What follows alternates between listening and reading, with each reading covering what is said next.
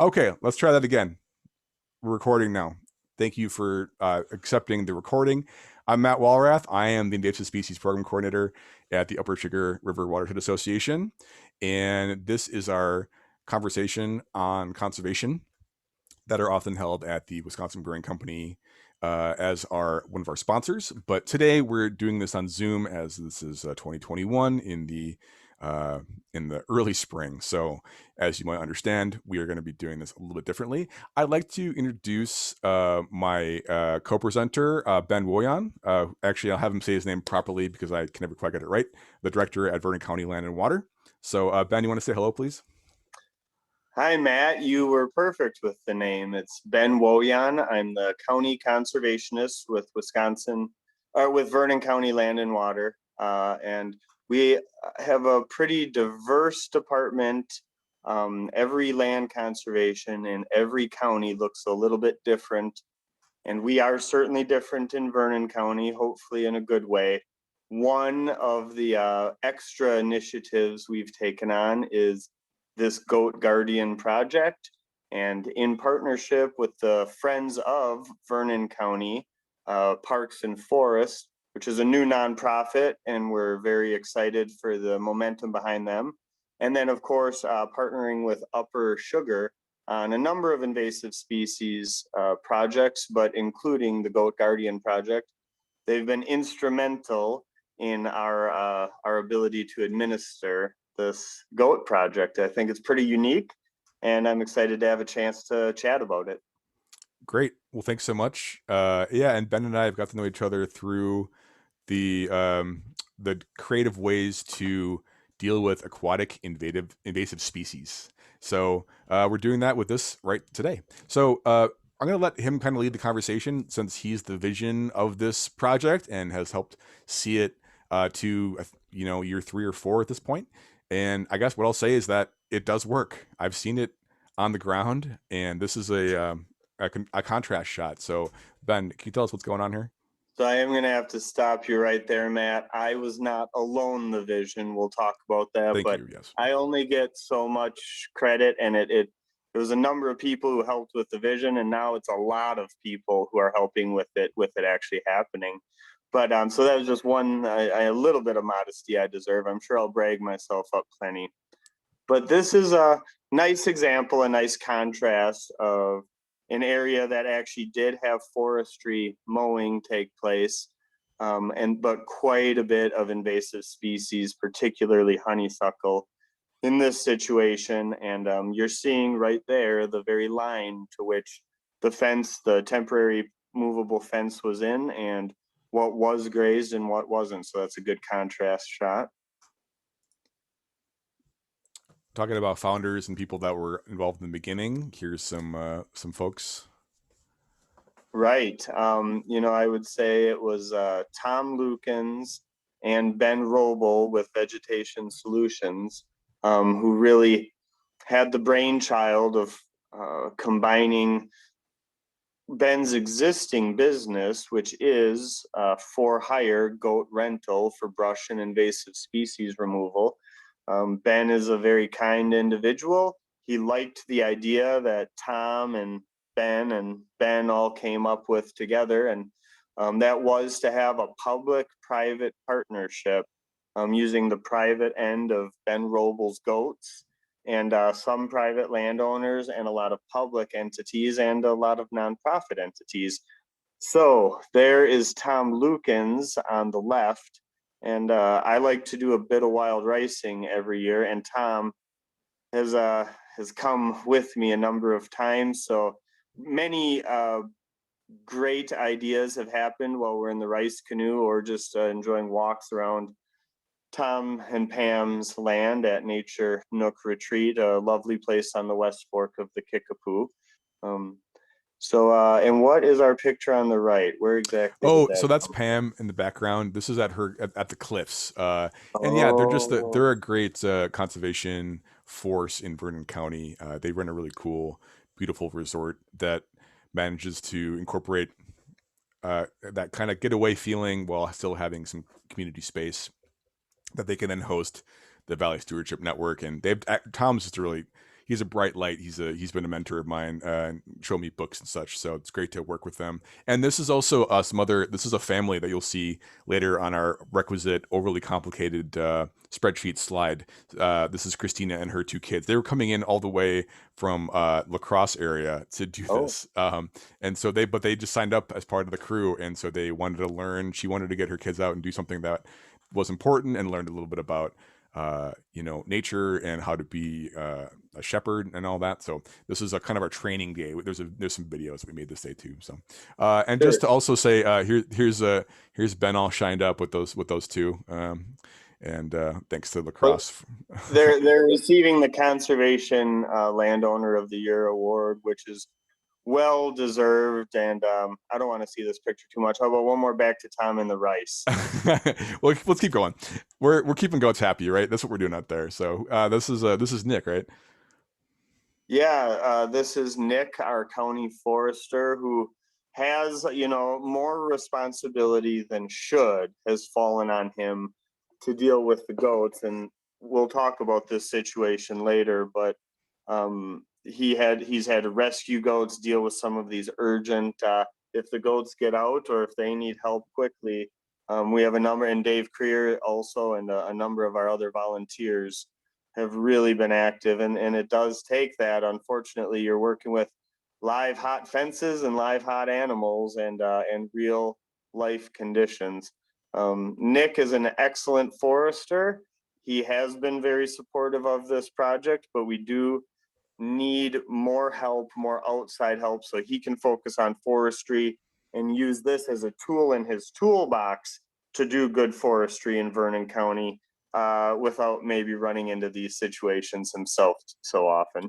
Well, here's an example of what we're talking about. So, to explain the project overall, too, I think, which we're kind of assuming people know a bit, we're getting a conservation herd of these and sheep and goat out on the land at various conservation easements, county parks. And this year it might be going to DNR land, and they're grazing and eating stuff. But that means that we have to watch them all the time. It's not like a chainsaw or a Fecon mower that you can just hit the off switch and walk away. The goats aren't going to stay there quite the same, and sometimes things aren't quite as you would suspect.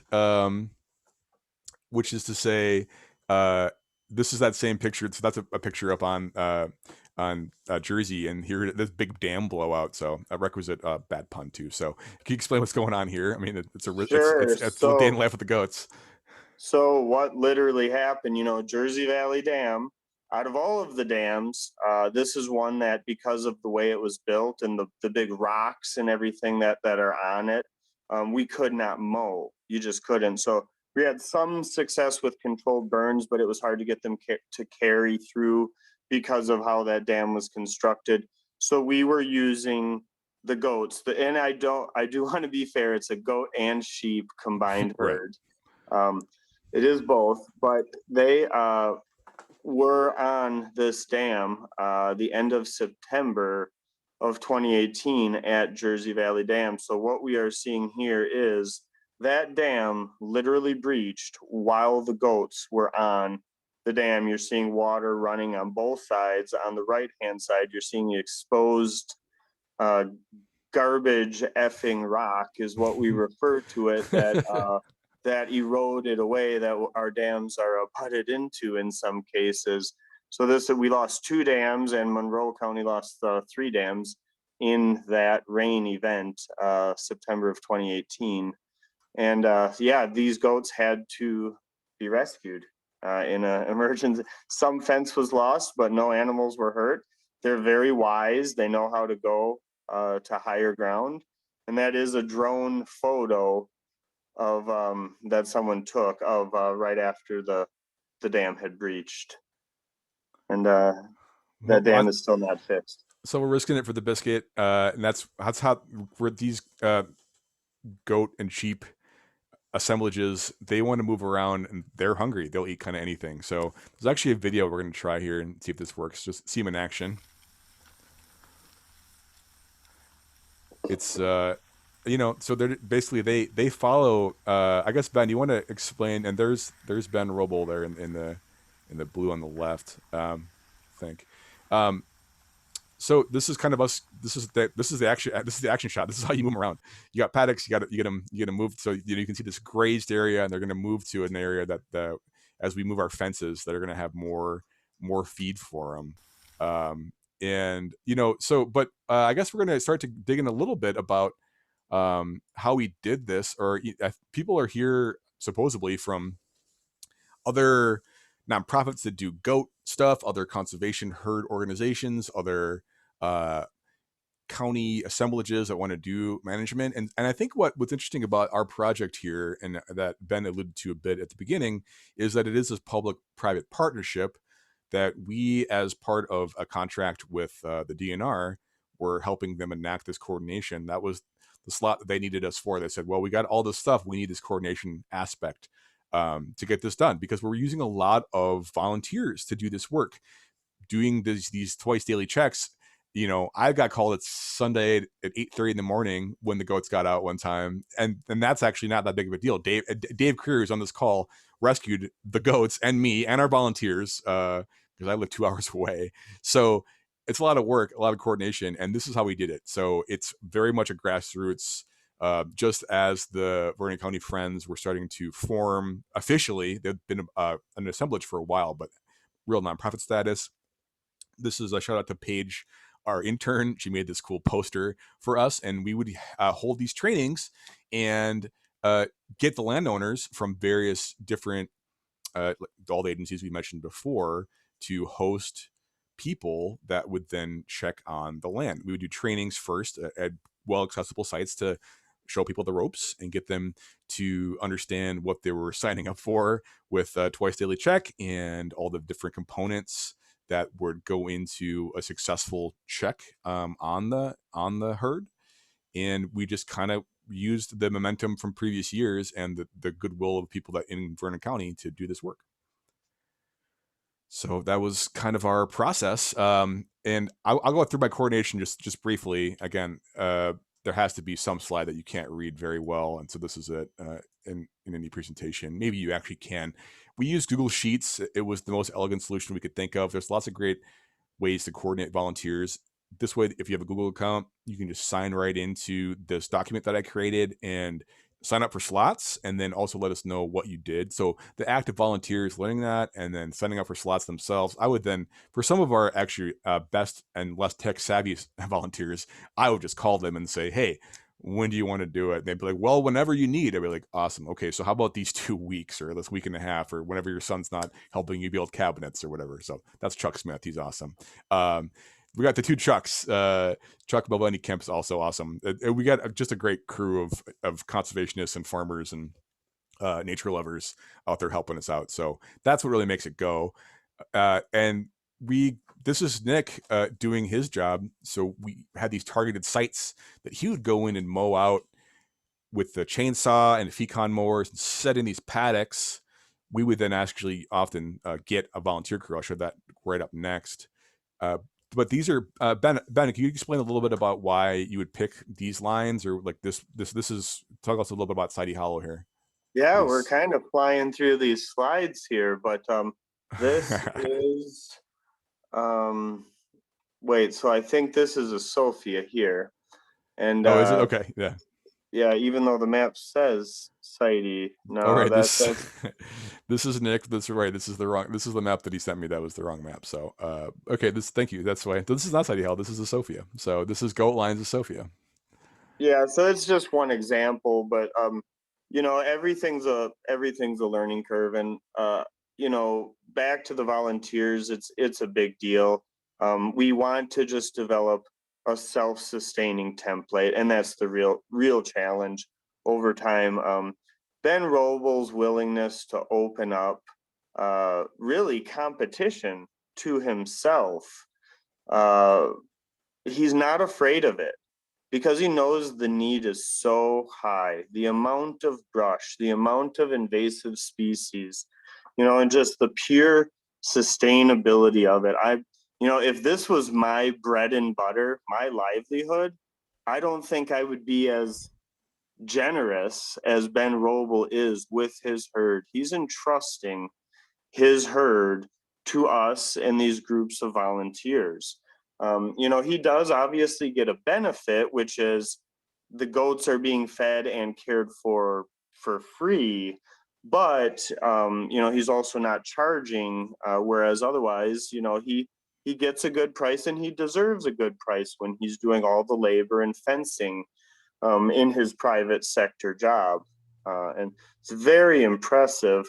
So it takes planning and especially the eye of a forester or of a restoration type person is excellent. And it is, we're not always grazing the same types of vegetation, and our paddock sizes are not always the same option. Maybe you could kick back just to the Sophia map Sure. quick. And that was Ben Rubble in the middle there, and his business is Yeah, called Vegetation Solutions. If you'd like to hire him, he does. Yeah, he's great to work with too. He's just a sweet guy. So right. I mean, it's a cool. We have like it's a cool like clubhouse of the friends of folks. I got to hang out with them out there and eat some pizza at the Legion and whatnot. So I like the project for that reason too, I guess. Yeah, so there's still, there's a lot to planning, and I'm not going to say we've nailed it. And Ben, it always becomes are you going, the more you push them, the better job they do of grazing things down. But the more they might get curious and want to test the fences or see if the grass really is greener on the other side, and it normally is. With a place like the Sophia, here our paddocks are largely based on other areas that we're trying to clear in order to do more of a reforestation project. This is actually probably going to be largely, it is lower ground, and we're planting a lot of black walnut. But this area to be controlled in this way, a lot of the paddocks are based on the river because we Just can right use the here. river both as a fence and as a water source. Theoretically, most Right. of the time, they'll push it on rocks and little things they can work away, and we have had them cross at Sophia specifically. Hmm. Not a big deal. They want to go back in the fence. They do trust the fence. They do trust that pretty soon they'll be brought to a nice lush area ripe with lots of food. So really the biggest thing with the volunteers are the twice a day checks. And think about it. It's beautiful. It's lovely. You're you have an excuse to walk around to Sophia a few times over the weekend. And so I hope it's that natural connection. People see the goal, they see the purpose, they see the benefit, and hey, it's an excuse to make sure you get off the couch. Not that most of our people are those kind of people always on the couch, but you get out there and it's your excuse to make sure you enjoy the county parks over a weekend or a weekday. The more we have that taken care of. But yeah, back to our forester and layout. We're trying to get better. We're trying to size the paddock so that the goats maximize the vegetation in the way we want, and it's easy to move them along without a lot of burden on anyone. It's a challenge, but I think we're getting better. And Ben has lots of great advice, Ben Roble. I just had a question. I had a clarifying question from someone who's here, which is I wanted us to go over the primary goal of the project, why goat sheep, in particular. I guess we kind of go when we handle that a bit, but if we want to just like kind of recap as well, I'll switch on to a little bit about. Oh no, that annotation stays there. Hilarious. So this is kind of how we do it. So answer that question quickly. Yeah, we're cutting down. We're using goats to manage areas that are really hard to manage otherwise. Like next to a river, hard to get machines in there. You don't want to spray pesticides. So we're using this natural technique to do some brush clearing. They love to eat wild parsnip, which is a huge nuisance in a county park situation where it can cause photosynthetic burns. And also, I guess we'll take a pause here because again, it's supposed to be a conversation. Yeah, so Ben, like, why, like, how are goats better than other stuff, or like, why is this such a great win for everybody? If you could So just restate that. I'm not saying they're better, but I think more research has been done, more examples have shown um, that these animals, a combination, goats are browsers and sheep are grazers. So browsers tend to go after more of your woody material, and grazers go after more of your, let's say, vegetative material. So, and partially it's the availability with Ben, and he has a proven business, and so do quite a number of people, and growing is my understanding, that they can show the efficacy. It is not a silver bullet. That would be foolish, right? We have mowing, grazing, burning, and herbicides. Maybe we can add some other things to that, but essentially, they're different tools in the toolbox. And they do, and certainly, this is a labor force that doesn't give up. They're very motivated and very hard workers. I'm not saying I believe in multi-species grazing very much. I've seen some what I believe are sustainable models, but as far as cost effectiveness, availability, um, I wouldn't say aquatic invasive species directly are our target, right? We've used them with some success, but some challenges with pretty much everything that we've attacked. Japanese hops certainly being one, but definitely honeysuckle and oak regeneration, where otherwise we're not seeing oak regeneration take place because of the invasive species like honeysuckle and buckthorn, the aggressive nature of that, and with deer herbivory and other challenges, it's very hard to get that oak regeneration. Here we're using that to basically just get rid of, could be your reed canary grass and other, and parsnips and just a lot of things that are common, so common, and box elder and willows where it's just not always the greatest for us. Um, they've worked to be a good.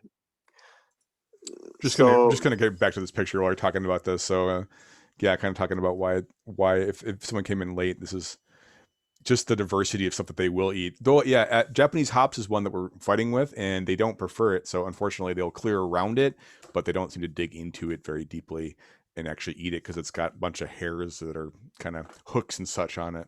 You don't want to mess with. So, um, anyways, we can get back I to it. saw a great question pop up there, and I can answer, but of course, just like all of this, it's not black and white, it's Right. nuanced.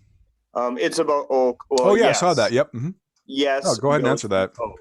Yes, goats and sheep will eat a lot of your good things. So that's where the management comes in, right? Is every situation the best one to place them in? So if we're knocking them back, let's say after timber harvest, which we do on Vernon County Forest, or just an area that is completely filled with, yes, raspberries, brambles, invasive species, but we want oak regeneration.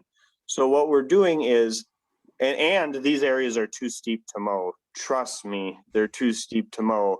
And I have staff who mow dams that are quite steep in Vernon County, and we don't, you don't mess with some of these areas. Those are some areas we have experimented with them. So the way we're essentially doing it is really grazing it hard, I believe, for 3 to 4 years, and then going in with either trying to have a good mast year where you have natural regeneration, and we do have that occurring, or doing trees with protective measures. That can involve a number of things, including a product called Plant Skid that is a repellent. It's a blood meal based organic OMRI approved product. And this is just one example, right? Because we are experimenting a little bit with these things. Some of these are just my theories. So a lot of them are things that I've learned from farmers, from nursery businesses, from real people out there related to deer. Um, the plant skid, there are other products, but this is a good one in my opinion. And I don't make money from plant skid, just to be clear on that. Not yet. No, it's the only product I know that lasts 6 months and really repels deer, rabbits, and goats. And Roble, I gave him this theory. He tested it. It's worked successfully. So it's always a push pull. It's a push pull system when you're dealing with herbivory. And Tom Lukens has worked very hard to do physical barrier exclusions of trees, not really for goats, but for deer. And I would argue you almost need that level of protection for deer, at least in Vernon County, as you need for goats. Like Right. you really need to plan to protect, or we are just not seeing natural regeneration. So it's an excellent question. It's highly on my mind. I would say we don't have the answer, but I think we have some good directions.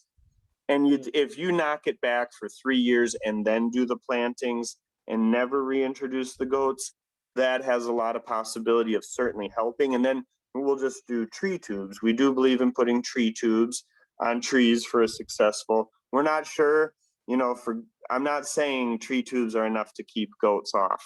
I'm not saying that. But for deer. Right on. So, it's already been half an hour. So we're gonna keep on clipping through the slides that we prepared. And what I will ask is, thank you so much for your contributions in the chat. Keep those questions coming. We have plenty of time for Q&A at the end. So let's keep our narrative up. We're gonna go back to a couple ideas, but we're close to being done. So I would encourage people to pop stuff in there, and when we're done, we can actually also unmute, put on video, and talk to each other as well. So that's something we can look forward to here in a moment. So, can you explain a little bit? Let me back up just some of our slides here. This is what you were calling. Well, so these are the actual aspects of the paddock, right? So this is the fence. This is a pretty cool. It's, I think, all connected through what, not serial, but the other one in electronics, so that it doesn't fry out. If one spot's shorting, the rest of it will still work. But there's a question about coyotes. It does get struck by lightning, and at Tom's place one year, I think 4 goats got killed by a lightning strike. Ben, can you tell us about that? I mean, that's exactly right. I mean, there are challenges Yeah, in general. If wildlife it gets exposed and gets a zap, they're gonna stay away from it. right. If they just go running right through it, that's not necessarily gonna happen. Yep. So these parallel circuits, yeah, that was just an extreme case, but yeah. So it's an interesting. But it's next to a river, so you have to think about it, and it will shock you. That's the shock box, which is powered by a battery and has a solar charger on it that seems to mostly keep things going. It's more of, the goats can overpower it if they're hungry. It's more of a training that they know that they are supposed to stay inside. If they wanted to, they could get past it, but it's not pleasant, so they don't normally. Um, so setting stuff up, you can see the fence going here. There's water. This is on Ben's property, I think. This is the mobile goat unit. So, what's going on in this picture, Ben? Sure, that's just an example of basically everything you need. Sometimes an ATV, a UTV, or certainly by hand. Here's a small yard tractor with a front loader, and basically, you have water tanks. The mineral feeder is on there, different buckets, either carrying water with the feed, and then the fence had been pre-placed already. Very nice. Exactly. So cool. So that's kind of the bits as you heard them around in the field, and so you can see this is a check valve water bucket that we do set up sometimes, so you could have continuous flow as long as the goats didn't tip it over.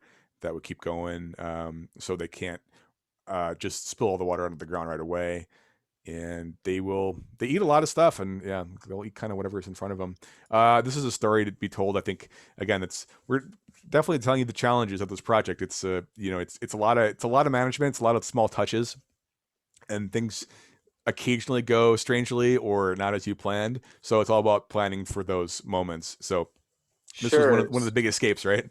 So actually, right to the left, this is at Duck Egg County Forest, County Park. to the left of there is where some oak regeneration and replanting, and the Friends of the Parks significantly helped with doing a tree planting there last year. The goats were helping to control that area, and they got out, and that does happen from time to time. But again, they want to be in the fence. So once people have a little bit of training, you'll find, as long as you find the goats, they will, and it's kind of a push pull system. Ben likes to, grab a bucket and just tap on it, or put a little corn in it or something that entices them, and they'll follow you right back into the fence. So and what we're pretty sure happened here is basically a deer ran through and knocked over an area of the fence, and then some goats got brave and started jumping the fence there. Right. But they're very well behaved.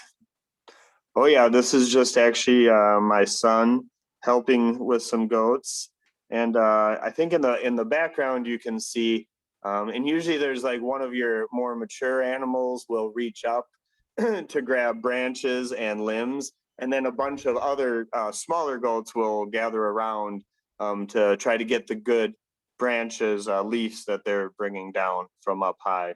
So they'll be fairly aggressive and kind of change the definition of what a browse line is. So that's always a part of the consideration for the best areas to get the most use of this mobile herd. Very good. And with that, just thanks to all for coming, and for some volunteers and staff that are just totally key to this project, both for supporting me and supporting Ben. And like I said, Dave Creers here from Valley Stewardship Network, and they've been really awesome too for staff time to help us out with this stuff. So if you have questions, if you want a copy of this presentation or the video that we're recording right now, you can get me here at matt@upwardsugar.org. Check us out on the web as well for our upcoming, as Dave was saying, there's more conversations to be had on this exact series, as well as a bunch of trainings that we do. Great stuff about dragonfly monitoring, and we do interpretive hikes, and a lot of interesting resources that you can find there. We encourage you to become a member and support our work, and get involved as well. So that's why we're here. And if you go to the, I will put a link in the chat here. If you're interested in actually helping us, if you're from the Vernon County region, you can go to the webpage of the Friends of and join their mailing list, or email their director to their president to get involved for next year, because we are actively recruiting volunteers kind of all the time. The project will start up again, probably May, with some trainings and such. So it's a timeline, and hopefully COVID will let up a bit more so we can have larger trainings and maybe buy snacks. But if not, we did a whole year socially distant and just kind of saying hello and wearing masks and all that too. So we'll do it again, and bigger and better, learn from our mistakes. But it's been a great project, and I think the feeling of the community and the coming out there and seeing the goats and seeing the impact on the land of how they can clear areas that it would be really challenging to otherwise do, it's been really fun to watch for me too. So with that, I will go to this parallel circuit over here on my other laptop monitor and start answering questions. Or if you see them come up, Ben, you probably know better than I about most of this stuff anyway. So one question we have is, does the fence protect them from coyotes? Right. So presumably, yes. And there's been very little issue, as far as I know, with coyotes. Um, and dogs, even then these are in parks. There's a risk. People are supposed to have dogs leashed. Doesn't mean they always do. It can only be enforced so much. In general, an animal, a coyote gets a zap, and they will stay away. They're a herd. They know how to stay together. There is strength in numbers. So as far as I know, it hasn't been zero that Ben Roble has experienced. Everyone keeps probably thinking I'm talking about myself in the third person, but maybe I'm slipping one or two of those in there, but um, in general, the predation has not been a concern. All right. Um, what is the range of habitat types? Was an earlier question that we can use. And so we're learning, but Ben Roble knows a lot more in his private business than we do, and I would say quite diverse. But I like to use, it's kind of the biological nuclear option, right? I mean, if you have a dominant amount of really good regen oak or whatever your species you're going for, it might not be the best situation. But very overgrown stream banks, very dominant by buckthorn, dominated by honeysuckle, certainly. Wild parsnip too, because you don't want to really walk. I mean, we can mow it, but the goats don't care. Versus us, like kind of ruining our day if we wear shorts in there. I wish they could be everywhere at the same time in regards to, or we need many, many, many more herds, really, would be ideal. Each watershed should have their own herd, really, even to make it dense if you think about it. So this is just, it's a template, okay? Do we have all of the answers? No, but we have a private sector guy who's very good at giving us advice. We need to develop a template so every watershed could have these types of tools. Increase the tools in your toolbox. Will they eat garlic mustard? Sure. But will they eat garlic mustard first? Probably not. It really, and the sky's the limit.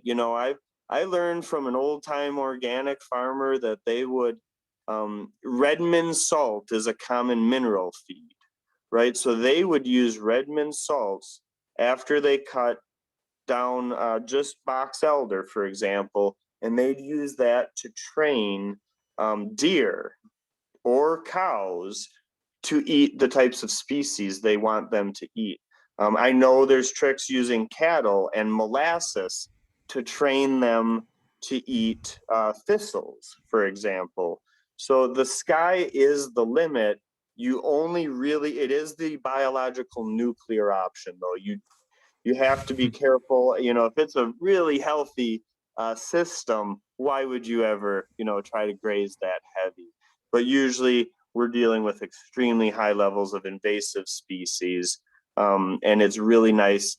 And we will use it in combination with forestry mowers, in combination with burning, controlled burns for sure, right? A tool in the toolbox. But I think it's a very impressive diversity areas and ecosystems that they would attack if you let them. And we've really managed to capture a lot of attention just in the community.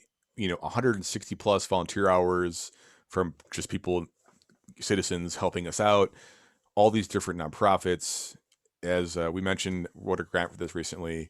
Whenever you put goats on social media, you do way better for what it's worth. So it's a cool project that way. They're kind of a spokesperson for why you would want to do this kind of land clearing and brush control and basic species control in a different way, because people don't get that excited about pesticides necessarily. And pulling stuff by hand is totally viable.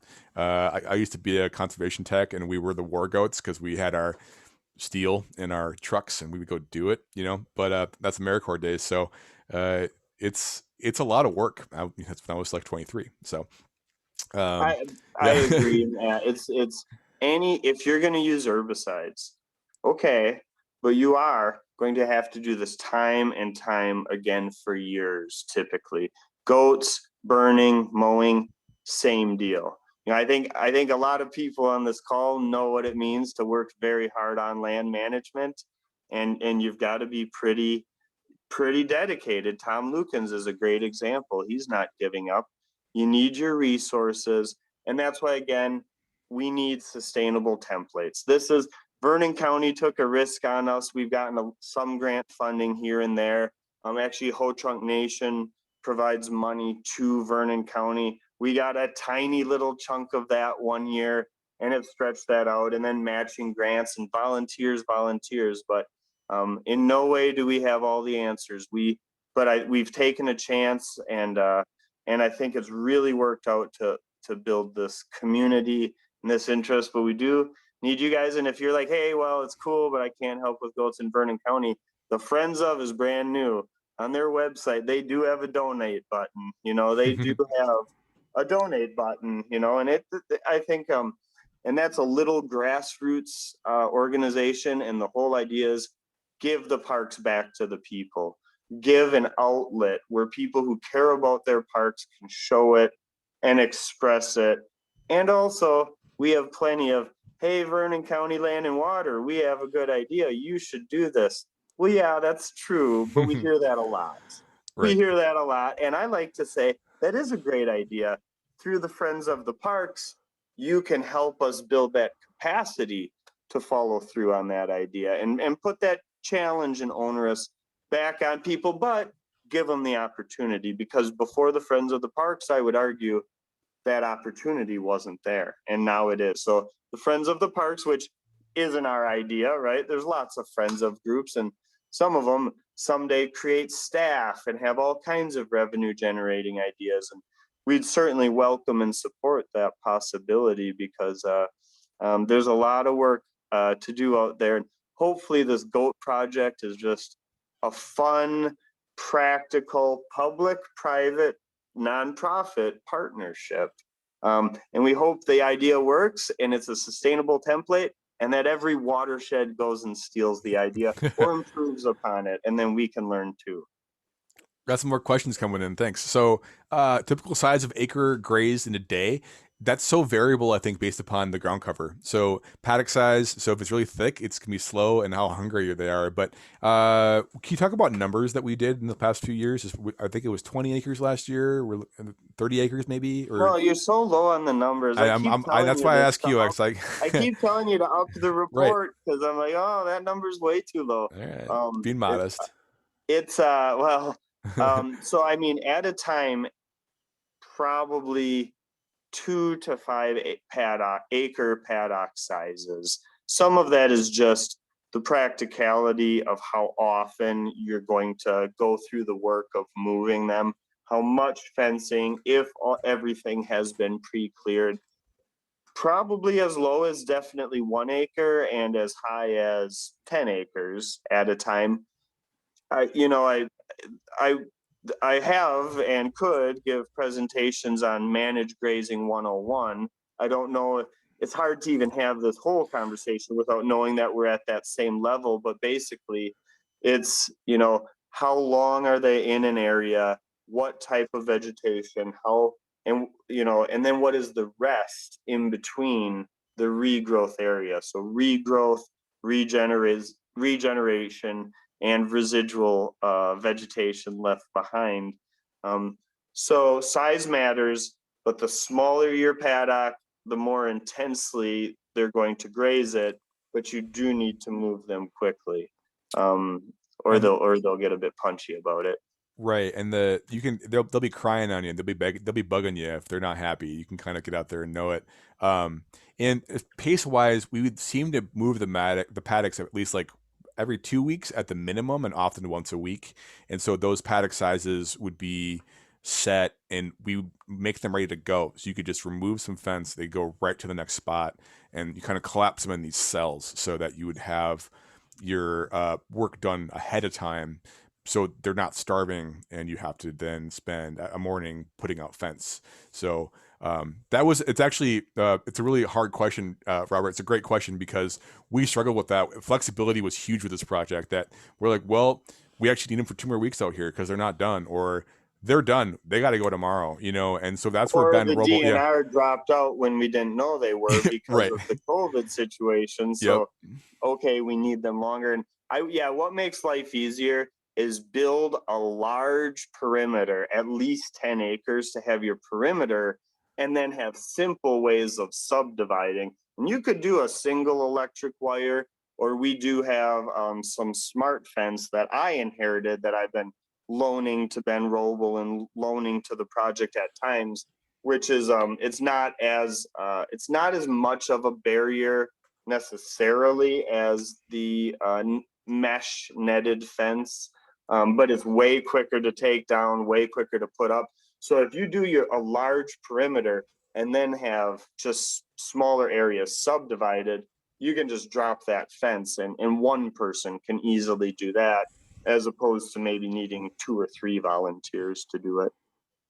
Got a really big question. By the way, Andy, you're just messaging me. If you want to answer it to the whole crew, you can actually change that. You're just messaging just me. But Andy Morton has a really important question about the profitability for the owner.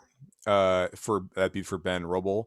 So, you mentioned earlier that he's giving this to us, and it's actually a huge match for us. We can claim a lot of match in kind because this is doing our projects for us as well, and coordination for doing. And yeah, I mean, because we're doing wild parsnip control and stuff next to rivers that otherwise would not be getting done, and checking out the Japanese like hops populations and how that works, right? But so Ben's not making any money on this, but I'd imagine it's also good press for him, and it's maybe is like a repository for. It's kind of almost like a side effect of his herd in this situation. And his other comment is like, it's hard to make this financially feasible for a lot of people. I think from a private perspective. So I mean, how does this play into Ben Roble's like business plan, I guess, and how would this be replicatable? Because our ultimate goal is to control the the brush and the invasive species of Vernon County with this herd, right? That's this project. We wanted this to be a template for how it can happen, and how if you have a community that can rise to the occasion, um, you can do this. I think that's our kind of our goal. So if this will work for everybody, maybe not. I mean, we're talking about Viroqua, Wisconsin. That's a special place. So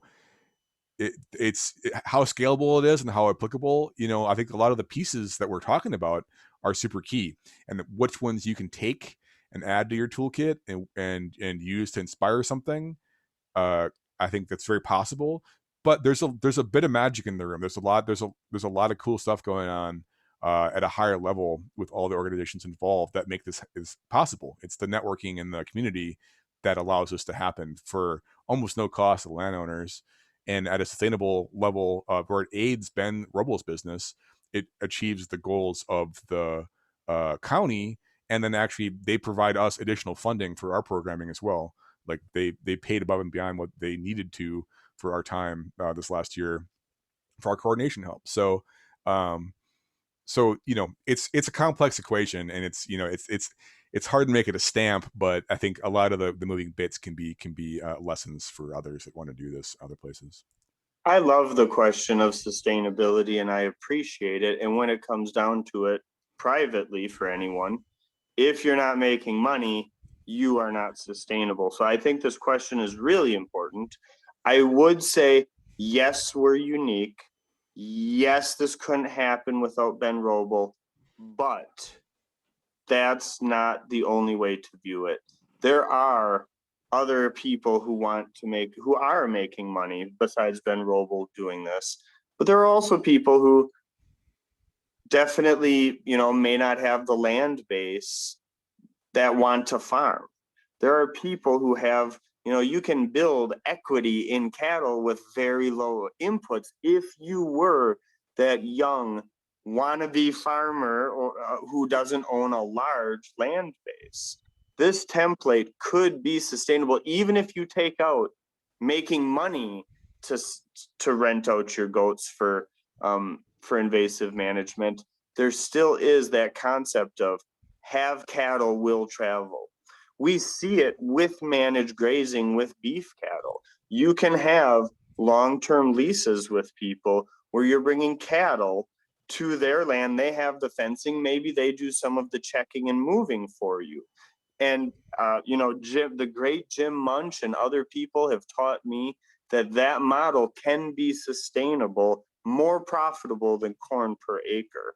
Have cattle will travel. We need more of those guys too. We need guys and gals. Actually, the women I tend to see at the newer generations seem to be a lot more motivated. So that'd be great. Folks, yeah. People and diversity, but a lot.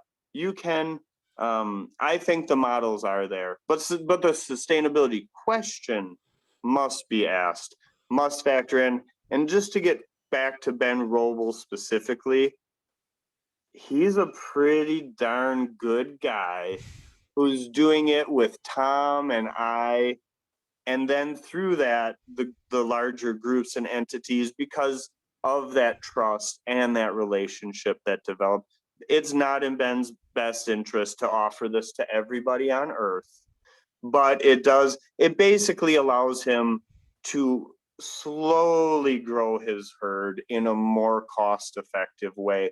When, the only way Ben can make it work is by traveling very far, very regularly, off and on the road, managing these herds in a relatively large With a area. giant trailer behind his giant truck.